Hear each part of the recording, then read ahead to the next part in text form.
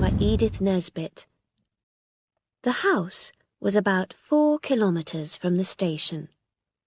But after only a minute or two, the children began to ask, "Are we nearly there?" And every time they saw a house, they said, "Oh, is this it?" But it never was. Then they came to the top of a hill, and there was a white house with a green garden and lots of fruit trees. "Here we are," Mother said.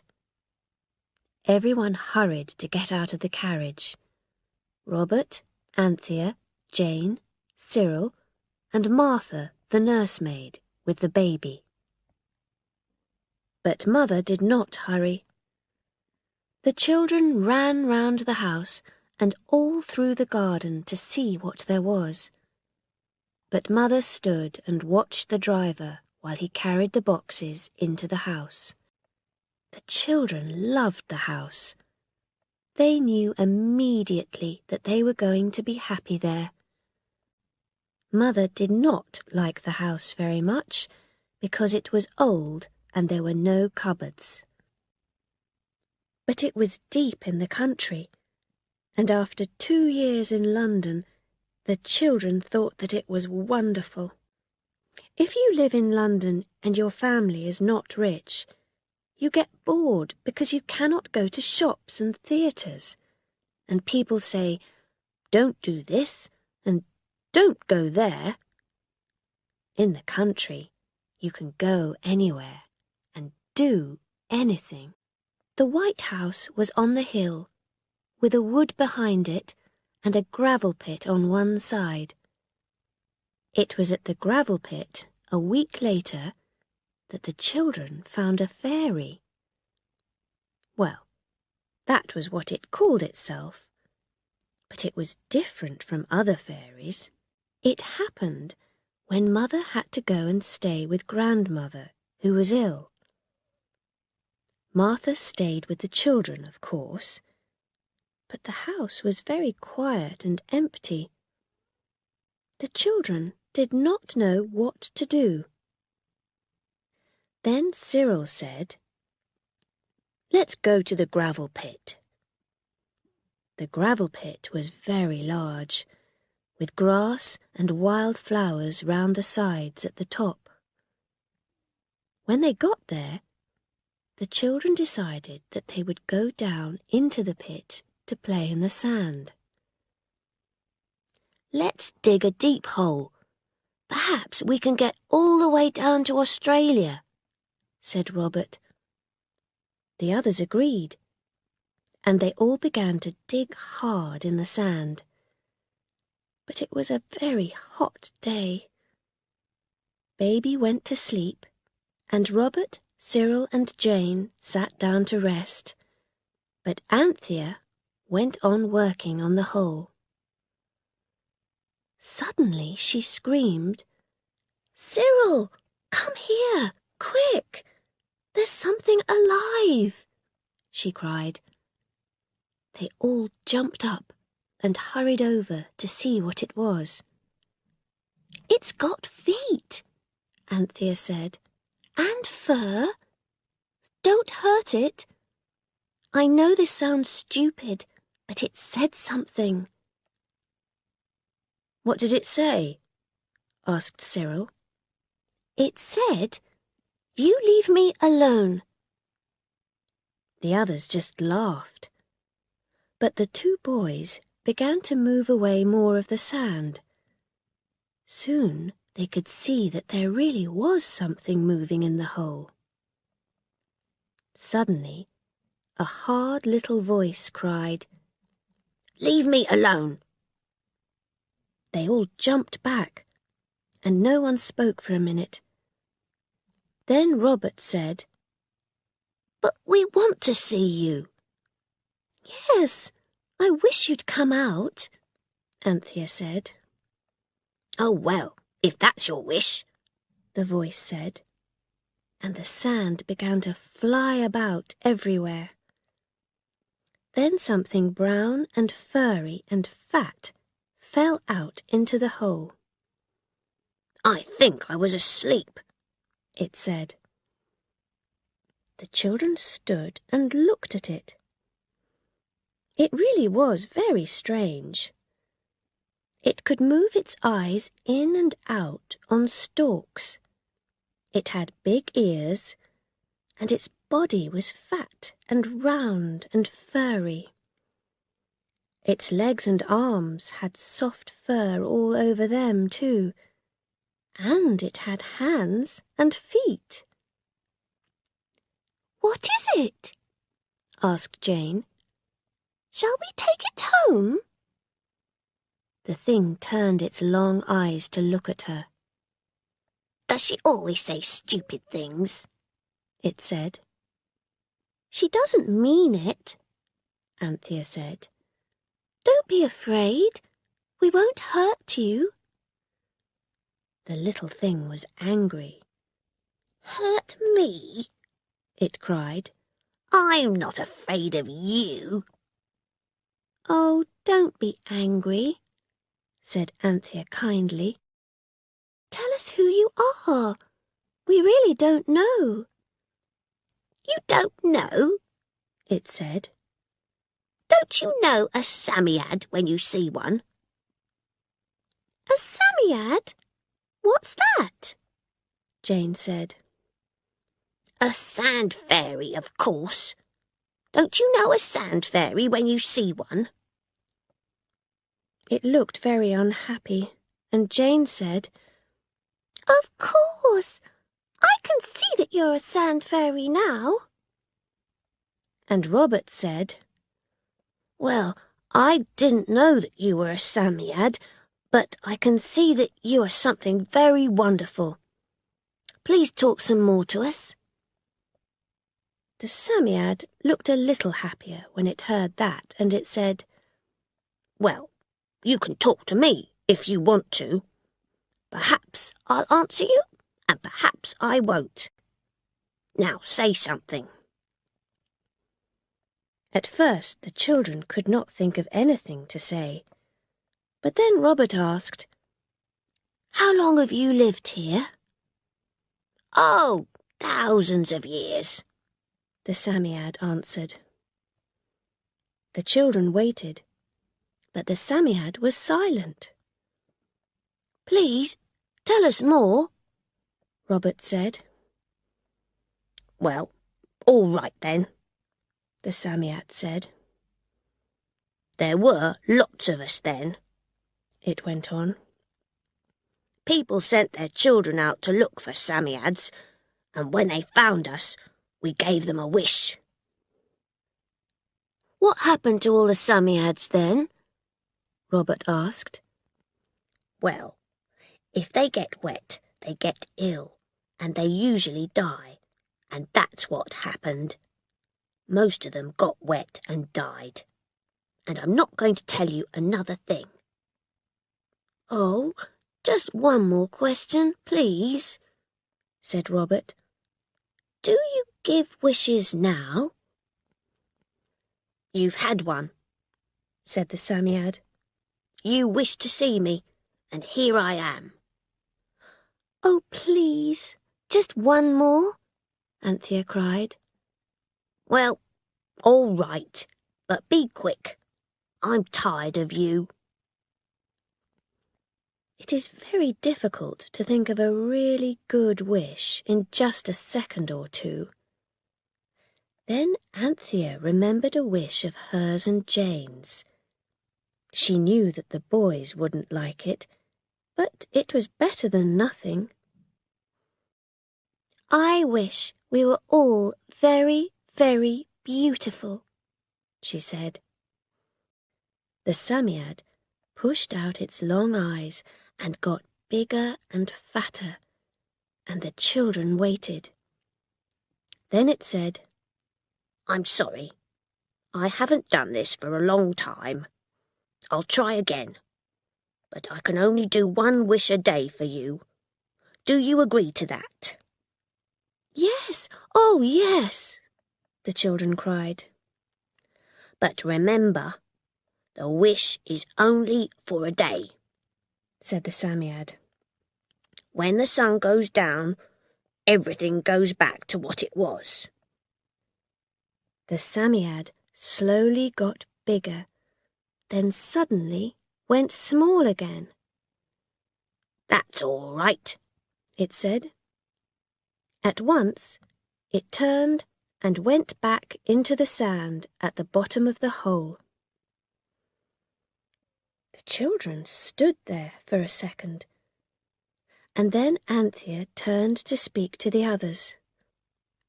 But they were not there. She was looking at 3 strangers. A girl with beautiful red hair and big blue eyes, and 2 very good-looking boys. Suddenly she understood. They had their wish. The strangers were Robert and Cyril and Jane, but now they were beautiful. Cyril's hair was golden now, and Robert's was black. I liked you better before, Robert cried angrily to his brother and sisters. Jane's hair looks like carrots, and Cyril looks really stupid with long golden hair. They went to find Baby, but he was just the same as he was before. Perhaps it's because he's young. He can't have wishes. We'll have to remember that next time, Anthea said, and she held out her arms to him. But Baby's mouth turned down at the corners, and then he began to cry loudly. He did not know them. It took an hour to stop him crying, and then, very tired and cross, they took him home. Martha, Baby's nursemaid, was waiting at the front door. She took Baby from them quickly. "Where are the others?" she asked. "And who are you?" We're us, of course, Robert said. You don't know us because we're beautiful. And we're very hungry, said Cyril. And we want our lunch, please. Go away, Martha screamed, or I'll send for the police.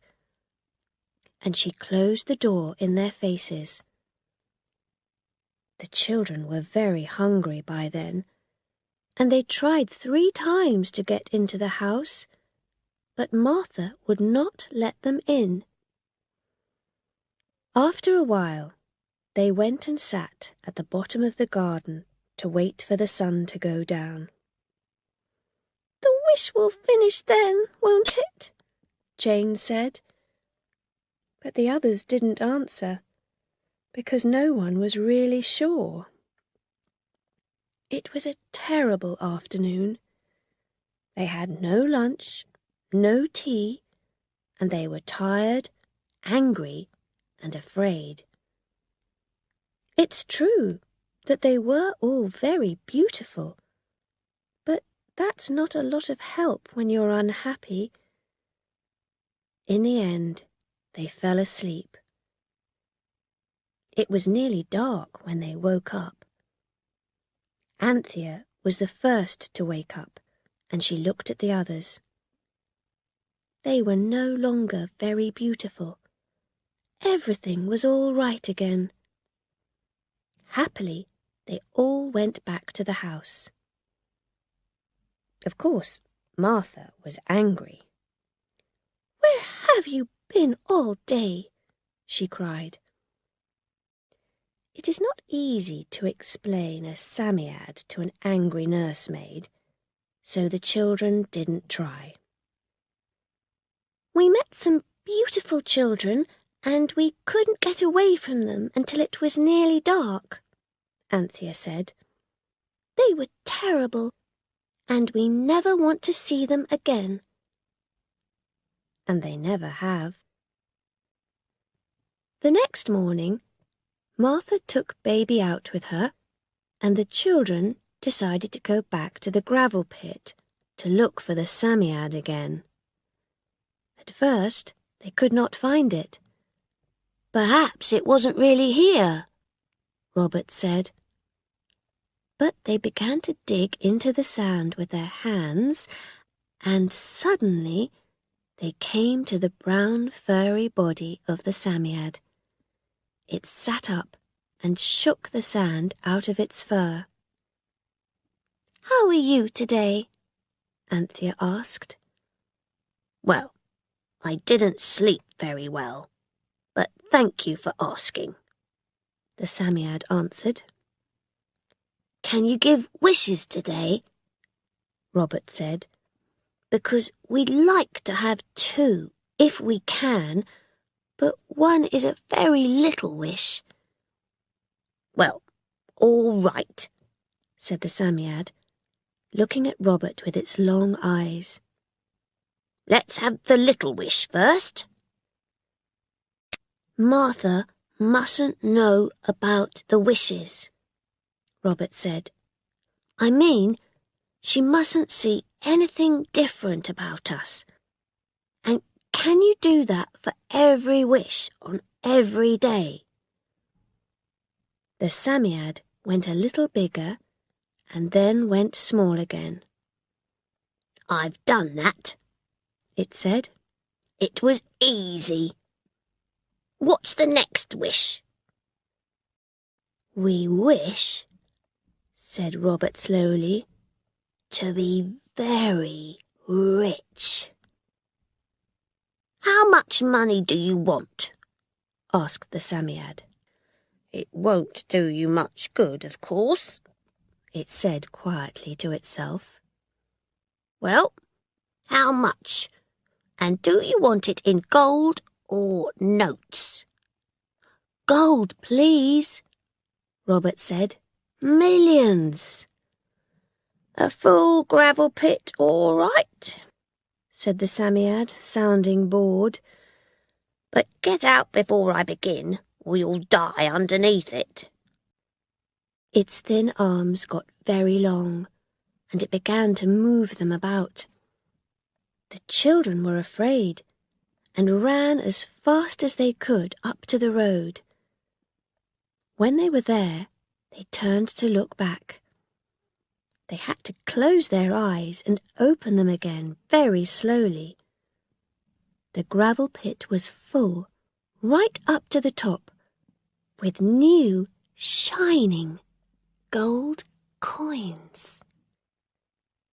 The children stood with their mouths open, and no one said a word. Then Robert took one of the coins in his hand and looked at it.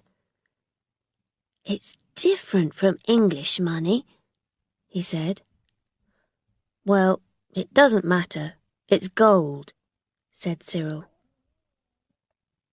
Don't forget that it will all go when the sun goes down. Come on. Let's put as much as we can in our pockets and go and spend it. So they all put gold coins in their pockets and went off to the village. But the gold was heavy, and soon they were very tired and hot. They decided to get something to drink in the village and then go on to the town of Rochester. Cyril went into the shop and the others waited outside. But when Cyril came back with a bottle of lemonade, he said, I had to pay with my real money. When they saw all the coins, they wouldn't change the gold. Well, I'll try to get something with the gold, Anthea said. We need a horse and cart. Come on. Anthea went to talk to a man who had a horse and cart, and the others waited. After a few minutes, she came back, looking very pleased with herself. I wasn't stupid like Cyril, she said. I only took out 1 coin, not all of them, and the man said he'll drive us to Rochester and wait for us. On the way to Rochester, they did not speak. They were making plans about how to spend their gold, and they did not want to talk in front of the driver. But when they arrived in Rochester, with about 1,200 gold coins in their pockets, they found that it was very difficult to spend them. Anthea tried to buy a very nice hat, but the woman in the shop looked very strangely, first at the gold coins, then at Anthea. "I can't take that," she said. "It's not modern English money." They went from shop to shop, but no one wanted to take their gold. "It's because our hands are dirty and we look untidy. People think we've stolen the gold," Anthea said. And it was worse when they tried to buy a horse and carriage. Cyril showed the man his gold, and the man called to his son, "Send for the police." "It's our money," said Cyril angrily. "We're not thieves." "Where did you get it from, then?" said the man. "A sand fairy gave it to us," said Jane. "He gives us a wish a day, and they all come true." The man shook his head slowly. Oh dear," he said. "Stealing, and then telling stories about it." Just then a policeman arrived, and when he heard about the gold, he said to the 4 children, "Come with me. I'm taking you to the police station." The children were angry and unhappy, but the policeman walked along the road behind them and they couldn't escape. They held their heads down because they did not want anyone to see them. And suddenly Robert ran into someone. "Robert, what have you done now?" a voice cried. It was Martha and Baby.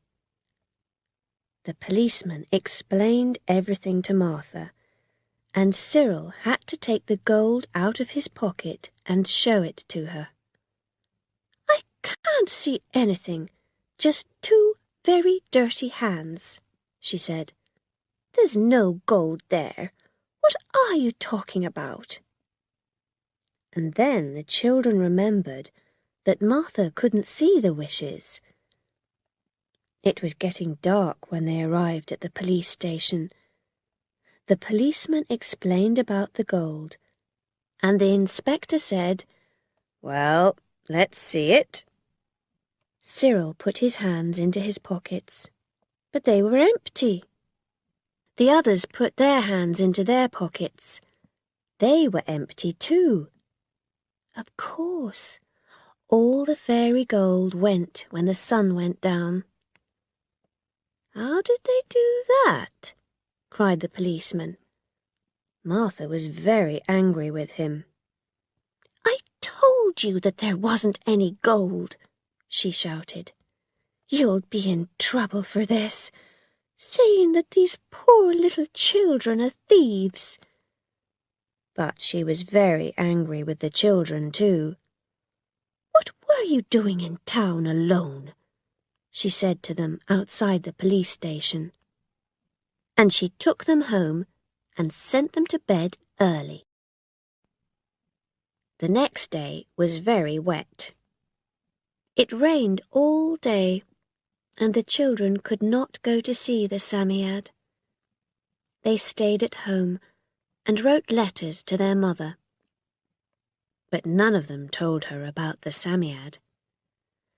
And the day after that, their Uncle Richard came and took them out, so they did not see the Psammead for 2 days. But Anthea spent a lot of time thinking about what to wish for. The next morning, while Martha was busy with Baby, the children left the house quietly and went to see the Psammead. on the way, Anthea said to the others, I know what we can ask for. Wings!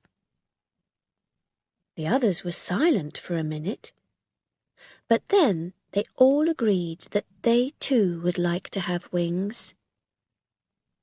They found the Psammead easily.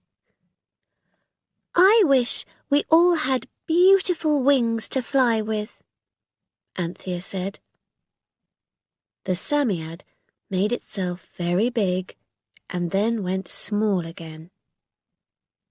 The children felt strange for a minute, and when they looked, they saw that they had beautiful soft wings of many colours.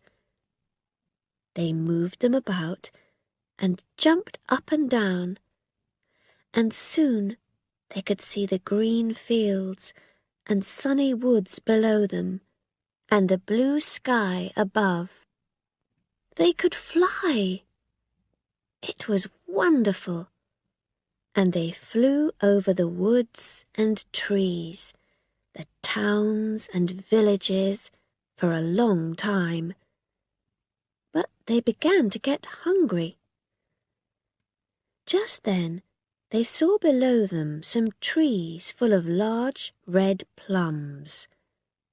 "We mustn't steal," Cyril said. "We've got wings," Jane answered quickly. "So we're birds. It's all right for birds to take things. Birds can't steal." So they flew down onto the trees, and they ate as many of the plums as they could. They were finishing the plums when they saw a very angry little fat man who was hurrying through the trees. They were his plums, and the poor man thought that boys from the village were stealing them.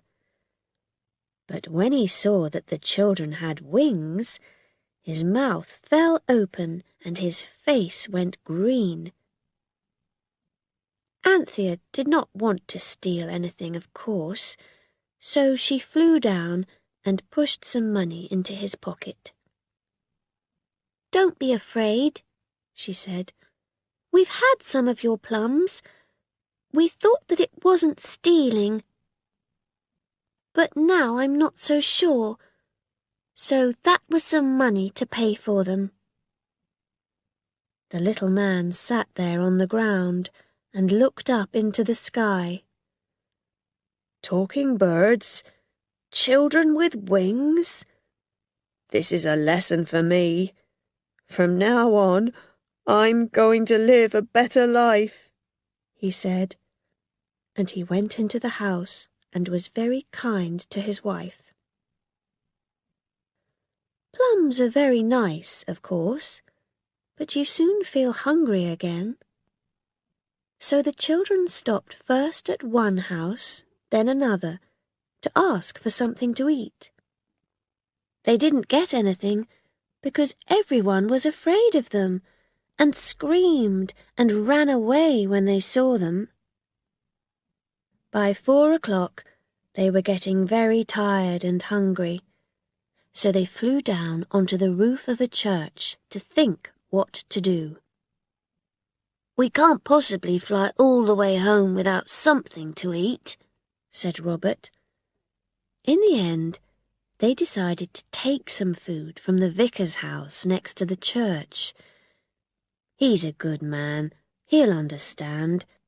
We'll leave some money for the food," Cyril said, "and a note saying that we're sorry." Cyril got in through the window and gave the food to the others who were outside. There was some cold meat, half a cold chicken, some bread, and a bottle of soda water. Then they all flew back up onto the church roof to eat it. They were very hungry, so they really enjoyed it. But when you are very hungry, and then you eat a big meal and sit in the hot sun on a roof, it is very easy to fall asleep. And so they did, while the sun slowly went down in the west. They slept for a long time. When they woke up, it was dark, and, of course, they had no wings. "We must get home," Cyril said. "There's a door over there. That's the way down." But when they tried the door, they found that it was locked from the other side. They were on top of the church and they had no wings. How were they going to get down? Anthea put her arm round Jane, who was beginning to cry. "It will only be for one night," she said. Then Cyril said, "I know, let's shout. The lights are on in the vicar's house. Someone will hear us and get us down." So they shouted and screamed as loudly as they could, and the people in the house heard them. The vicar ran out with his servant. "Someone is murdering somebody in the church," the vicar said, afraid. "Perhaps it's the thief who stole the cold chicken and things." But they could not understand why the voices were coming from the sky. So the children shouted, "We're up here, on top of the church."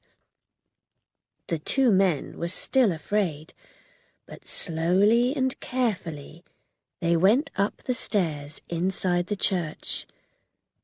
When they came to the top, the vicar shouted through the closed door, "How many of you are there? Have you got guns?" "There are 4 of us, and no, we haven't got guns," Cyril answered. Slowly, the vicar opened the door. "Good heavens!" he cried. "They're children!" "Oh, please take us down," cried Jane. So the vicar and his servant took them down and into the vicar's house. Of course, the vicar wanted to know why the children were on the church roof. "We went up there because we wanted to see what it was like," said Cyril. "But then we couldn't get down again because the door was locked." He didn't say anything about the wings, of course. "But who locked the door?" the vicar asked. "We don't know," Jane answered, "but we're not telling you everything." "Ah, there's a friend in it then," said the vicar's servant man, who was called Beale. "Yes, but we can't tell you about him," said Anthea, thinking of the Psammead. "We really are very sorry, and please can we go home now?" The vicar still did not understand, but he was a kind man, so he sent the children home in a carriage with his servant. Martha, of course, was very angry with them. But Mr. Beale explained everything very well. He was a good-looking young man with a nice smile, and after a while Martha forgot to be angry. So the day ended happily after all. The next morning, Martha said that the children could not go out. "You can stay in and be good," she said. "There's something that we all want," said Robert. "Can I just go out for half an hour to get it?" And Martha, who was really very kind, said that he could. Of course, they all wanted the day's wish, so Robert hurried to the sand pit. The Psammead was waiting for him, but when Robert tried to think of a really good wish, he couldn't, and the others were not there to help him. "Hurry up," the Psammead said. "I can't wait all day." "Oh dear," Robert said. "I wish that we didn't have to come here to get our wish. Oh, don't! But it was too late. The Psammead was already making itself big. There, It said. that wasn't easy, but I've done it. You don't need to come here to have your wish. Robert thanked the Psammead and then hurried back to tell the other children. We must wish for something really good tomorrow, he said. The next morning they thought and thought, but they couldn't think of a really good wish. So they decided to go to the gravel pit. Suddenly they saw a baker's boy who was coming along the road with his basket of bread, and they decided to play a game with him. Stop, cried Cyril. Your money or your life, shouted Robert, and they stood on each side of the baker's boy. The baker's boy, who was tall and large, was not very interested, and he pushed them both away. Don't be stupid, he said. But Robert pushed him back and knocked him over. The bread fell out of the boy's basket and went all over the road. The baker's boy was very angry. He hit Robert, and they began to fight.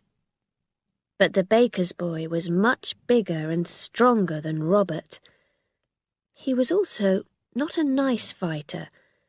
He pulled Robert's hair, kicked him on the leg, and hit him hard in the stomach. Then he picked up his bread, put it back in the basket, and went on his way. Cyril wanted to help Robert, but the girls held his arms and stopped him. So Cyril was angry with the girls, and everybody was unhappy. They went along to the gravel pit, and Robert began to kick the sand angrily. I'll teach that baker's boy a lesson one day, he said. I wish I was bigger than him. Just then they saw that the Psammead was sitting behind them and was watching them. The next minute, Robert had his wish. He was bigger than the baker's boy, much, much bigger. He was now more than 3 meters tall. He was not pleased, because he looked very strange next to the others, who were still small. The others felt sorry for him then, and asked the Psammead for another wish. But the Psammead was very cross and unhelpful. Why don't you think before you wish? It said. He's a wild, noisy boy, and he can stay like that for the day. It will do him good. Now go away and leave me alone. The others turned back to their enormous brother. What are we going to do? They asked. First, said Robert, I'm going to get that baker's boy. And because he had very long legs, he arrived at the bottom of the hill long before the baker's boy, who was stopping at the houses along the road to leave the bread. Robert hid behind a haystack and waited for the boy. When he saw him coming, he jumped out from behind the haystack, and the baker's boy's mouth fell open in surprise. Then Robert took hold of him and put him on top of the haystack. Now get down from there if you can, Robert said. It was very late when the baker's boy got back to the shop, and the baker was very angry. Then Robert and the others went home and down to the bottom of the garden. Anthea asked Martha to bring their lunch out there. She knew that Robert was too big to get into the house. Of course, Martha could not see that Robert was much bigger than before, and she only gave him as much meat and potatoes as usual, and no more. Poor Robert was very hungry. The others were feeling unhappy too, because there was a fair in town, and they wanted to go to it. "We can't go anywhere now," Cyril said. "Not with Robert like this." Suddenly Jane cried, I know! Let's take Robert to the fair. Someone there will pay us to show him to people. We can make a lot of money.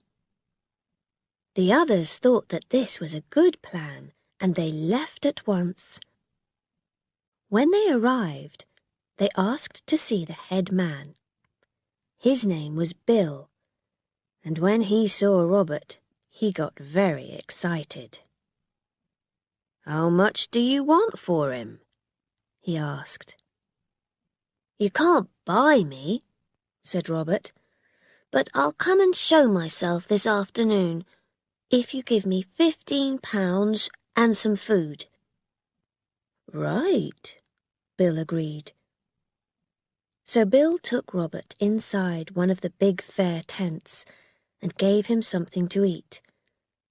But while Robert was eating, Bill put men outside to stop him from escaping.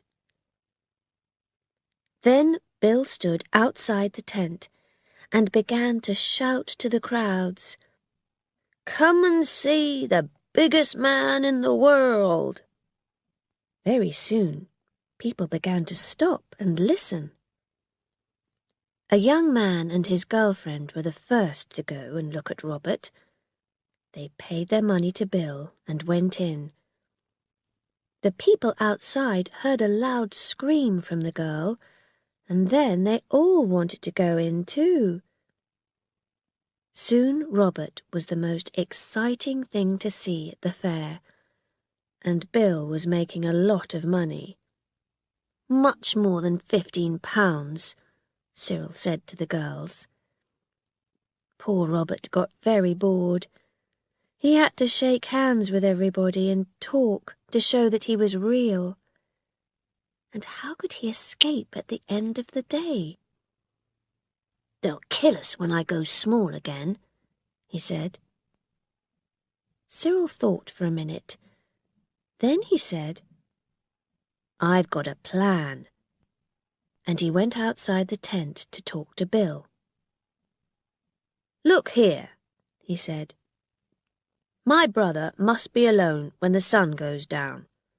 He gets very strange and angry then. I don't know why, but you must leave him alone or he'll hurt someone." Bill was not very happy about this, but he agreed. And when the sun went down, they left Robert alone. Robert quickly got out under the back wall of the tent, and no one knew who he was, because he was just a small boy again. The children ran all the way home, and we do not know what Bill said when he found that Robert was not there. The next day there was a letter to say that the children's mother was coming home that afternoon. So they decided to wish for something for their mother. They were busy trying to think of something when Martha came into the room very excited. "There were thieves at Lady Chittenden's last night," she said. "They took all her jewels. She's got lots of beautiful diamonds. They cost thousands of pounds, I've heard." "When I'm older, I'm going to buy Mother jewels like that," Robert said. "I'd like Mother to have all Lady Chittenden's beautiful jewels now," said Jane. "I wish she could." "Oh, Jane," cried the others, "what have you said?" "Well, she will have them," said Robert. "You've wished. everyone will think she stole them. We'll have to try to find the Psammead and ask it to take the wish back." They hurried down to the gravel pit, but they could not find the Psammead. So they hurried home again and looked in their mother's room for the jewels, but they were not there yet. "Well, we'll tell Mother about the Psammead, and she'll give back the jewels when they come," Anthea said. Cyril shook his head slowly. "She isn't going to believe us. Can anyone believe about a Psammead if they haven't seen it? And adults never believe things like that. No, she'll think we are the thieves, and we'll all go to prison and everything will be terrible." And that afternoon, when Mother came home, the children ran to meet her and put their arms round her and tried to stop her from going upstairs to her room. "But I must take my coat off and wash my hands," she cried, laughing, and she went up to her room. The children went after her, and there, on the table, was a green box. Mother opened it. "Oh, how beautiful!" she cried. It was a ring, a beautiful diamond ring. "Perhaps it's a surprise present from Father," she said. "But how did it get here?" But then she found a diamond necklace and brooches and bracelets. There were jewels in every cupboard in her room. The children began to look unhappy, and Jane began to cry. Mother was no longer smiling. "Jane, what do you know about this?" she said slowly. "The true story, please." "We met a sand fairy, Mother," Jane began. "Don't be stupid, Jane," Mother said angrily. "Some thieves stole all Lady Chittenden's jewels from her house last night," Cyril said quickly. "Perhaps these are her jewels." Then Mother called for Martha. "Have any strangers been in this room, Martha?" she asked her. "Yes, but it was just my young man," Martha answered, afraid. "He was moving a heavy cupboard for me." This, of course, was Mr. Beale, the vicar's nice young servant man, who was now very friendly with Martha. So, of course, Mother thought that he was one of the thieves. She would not listen to the children and decided to go at once into town to tell the police. The children could not stop her. "This is terrible," said Anthea. "Poor Martha and poor Mr. Beale. He isn't a thief. What are we going to do?" Then she cried, "Come on, we must find the Psammead." They all hurried down to the gravel pit, and this time they found the Psammead sitting on the sand and enjoying the evening sun. When it saw them, it tried to get away, but Anthea put her arms round it. "Dear, kind Psammead," she began. "Oh, you want something, do you?" it said. "Well, I can't give you any more wishes today." "Don't you like giving wishes?" Anthea asked. "No, I don't," it said. "Go away and leave me alone." But Anthea went on. "Listen," she said. "If you do what we want today, we'll never ask you for another wish." "I'll do anything for that," it said. I really don't enjoy giving wishes. It's very hard work, you know, and I get so tired. Well, first I wish that Lady Chittenden will find that she has never lost her jewels. The Psammead got bigger and then went small again. Done, it said. I wish that Mother won't get to the police. Done, the Psammead said again. And I wish, said Jane suddenly, that Mother and Martha will forget all about the jewels. Done, the Psammead said, but its voice was tired. Now, it went on, will you wish something for me? Can't you give yourself wishes? Asked Cyril. Of course not, the Psammead said. Wish that you will never tell anyone about me. Why? Asked Robert. Well, you children always ask for stupid things, but adults aren't like that. If they get hold of me, they'll want to wish for real important things, like free houses for poor people, and new schools for children everywhere in the country, and money to give to old people. Boring things like that. And they'll find a way to keep them after the sun goes down. And what will happen to the world if all those changes come at once? There'll be terrible trouble. So go on, wish it. Quick! Anthea said the Psammead's wish, and it got very, very big. When it was small again, it said, Now, I'm very tired. Do you want one last wish? Thank you for everything, said Jane. Have a good long sleep, and I wish that we'll see you again some day. Then, for the last time, the Psammead went big, then small again. It looked at them all once more with its long eyes, and then dug itself quickly into the sand. And when they arrived home again, everything was all right.